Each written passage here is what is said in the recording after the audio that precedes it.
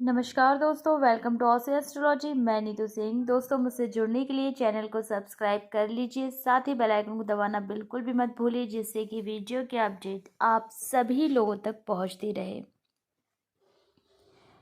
वास्तु के कुछ ऐसे नियम हैं जो हमारी आपकी सारी परेशानियों को दूर कर देंगे और इन्हें अपनाने से हमारे घर में होगा खुशियों का आगमन।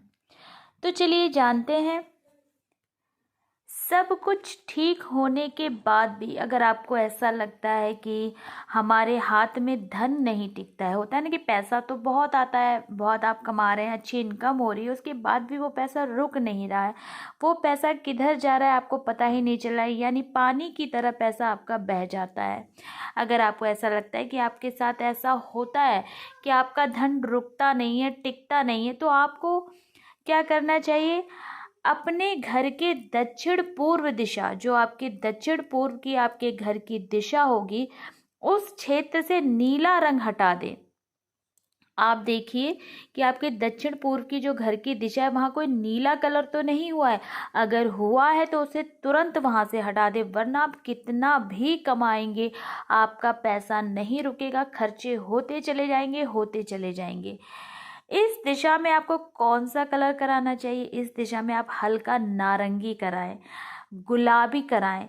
ये दोनों रंग बहुत ही शुभ माने जाते हैं इस दिशा के लिए, और आपके घर में बरकत भी होगी, आपका धन भी टिकेगा। दूसरा है कि घर के अंदर लगे हुए जो मकड़ी के जाले होते हैं ना, बहुत लोग आलस करते हैं कि मकड़ी के जाले नहीं हटाते हैं, सामने सामने का हटा लिया। आप स्टोर में जाएंगे देखेंगे उसमें मकड़ी के जाले लगे हुए हैं, जीने के नीचे मकड़ी के जाले मिल जाएंगे। कई लोगों के घर ऐसे होते हैं कि सामने सामने साफ कर लेंगे, लेकिन ऐसा नहीं। मकड़ी है तो आप ही का घर वो, तो मकड़ी का जाला आपको तुरंत हटाना है। धूल गंदगी समय समय पर साफ करते रहे, डस्टिंग करते रहे घर में। धूल और मकड़ी का जाला बिल्कुल भी ना रहने दे, इससे नकारात्मक ऊर्जा का वास होता है और आपके जीवन में पैसों की तंगी, कितना भी आप पैसा कमा ले, बनी ही रहेगी। तो आपको क्या करना है कि अपने घर में धूल मिट्टी नहीं जमने देनी है, समय समय पे साफ करते रहना है, जाली समय समय पे आपको साफ करते रहना है। नेक्स्ट है, घर में बनी हुई क्यारियाँ जो होती है ना, लोग घर में क्यारियाँ बनाते हैं, उसमें फूल लगाते हैं, पौधे लगाते हैं, गमलों में पौधे लगाते हैं। अगर आपने भी अपने घर में फूल पौधे लगा रखे तो उनकी देखभाल कीजिए। ऐसा नहीं आप लगा के भूल गए, सूख रहे हैं, इधर हो रहे हैं, उसमें पानी नहीं पड़ रहा है, ऐसा नहीं करना है, आप अपने गृह खराब कर लेंगे। तो घर में अगर आपके गमले लगे हुए हैं, क्यारियों में पौधे लगे हुए, क्यारियाँ बनी हुई हैं, तो नियमित रूप से पानी यानी जल आपको ज़रूर देना है। अगर कोई पौधा सूख जाता है तो उसे तुरंत हटा दें, आलस ना करें उसे हटाने में कि बाद में हटाएंगे ये सोच के आप सूखे पौधे को गमले में लगे रहें। नहीं, जैसे ही सूखे वैसे ही अपने घर से उसको बाहर कर दे, वरना निगेटिव एनर्जी का वास रहेगा, प्रवेश करती रहेगी नकारात्मक ऊर्जा आपके घर में।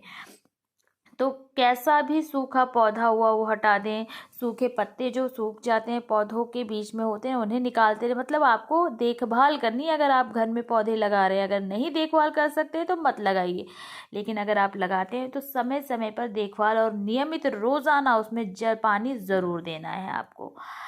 दरवाजों को खोलते समय उसमें से जो कर्कश की आवाज़ आती है वो नहीं आनी चाहिए। अगर किसी भी दरवाजे, चाहे वॉशरूम का हो, चाहे रूम का हो, चाहे मेन गेट हो, अगर किसी भी दरवाजे से कर्कश की आवाज़ आ रही है तो नियमित रूप से उनके तेल उसमें डालिए, जिससे वो कर्कश की आवाज़ नहीं। कर्कश की आवाज़ घर में कलेश लेके आती है, घर में मनमुटाव लेके आती है, आए दिन घर में झगड़े होते हैं।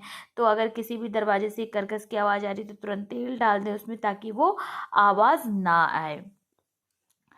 अगर आपने घर में पूजा घर बना रखा है अलग से, तो शुभ फलों की प्राप्ति के लिए, अगर आप चाहते हैं कि आपको शुभ फल मिले, तो नियमित रूप से पूजा होनी चाहिए, यानी जोत बत्ती आपकी नियमित रूप से दोनों टाइम होनी चाहिए।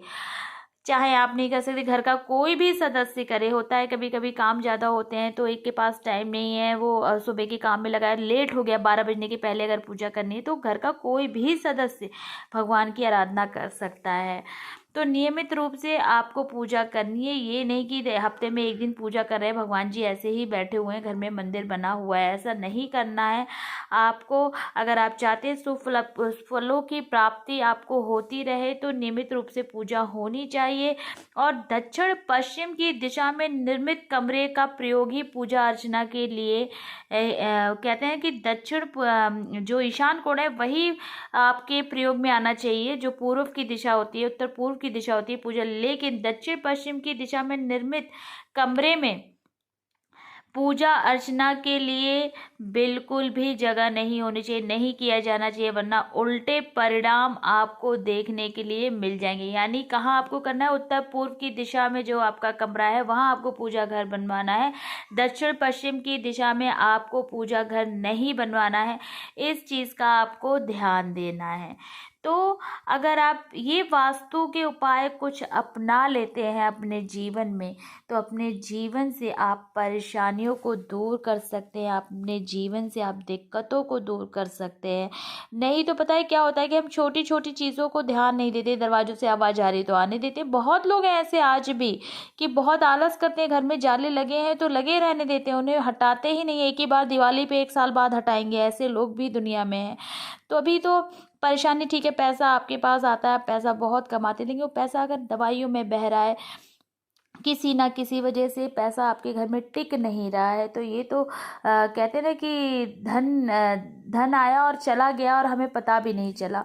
तो जो हम कमाते हैं, हम सभी चाहते हैं कि उसमें से 2 पैसे हम कमा रहे हैं तो बचाना भी सीखें, जिससे हमारे बुरे वक्त में काम आ सके, या कभी कभी कोई ज़रूरत होती है तो हमारे पास होना चाहिए कि चलो ठीक है हमारे पास ये है, हम ये ज़रूरत पूरी कर सकते हैं।